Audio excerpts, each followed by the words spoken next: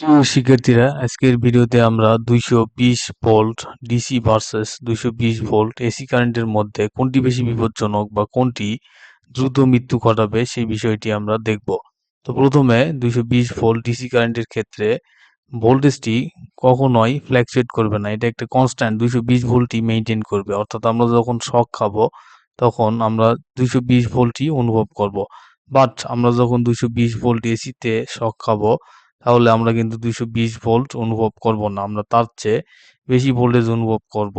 কারণ এখানে ভোল্টেজের পিক ভ্যালুটা 220-এর চেয়ে বেশি হবে। এখানে 220টা হচ্ছে আমাদের আরএমএস ভ্যালু।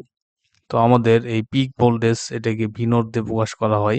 এটা হবে 311 ভোল্টেজের মতো। অর্থাৎ এখানে আমরা √2 ইন্টু 220 ইজিক্যাল টু আমরা এখানে ভোল্টেজের পিক ভ্যালুটা পেয়ে যাব।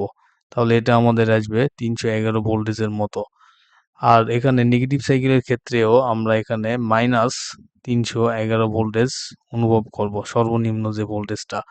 তো আমাদের বাসাবাড়িতে যে আমরা এসি ফ্রিকোয়েন্সিটা ব্যবহার করি এটার ফ্রিকোয়েন্সি হচ্ছে 50 হার্টজ। অর্থাৎ প্রতি সেকেন্ডে আমরা 50 বার 311 ভোল্ট পজিটিভ ভোল্টেজে শক খাবো, আবার 50 বার নেগেটিভ ভোল্টেজ -311 তে শক খাবো, যেটা ডিসি এর তুলনায় অনেক অনেক বিপজ্জনক।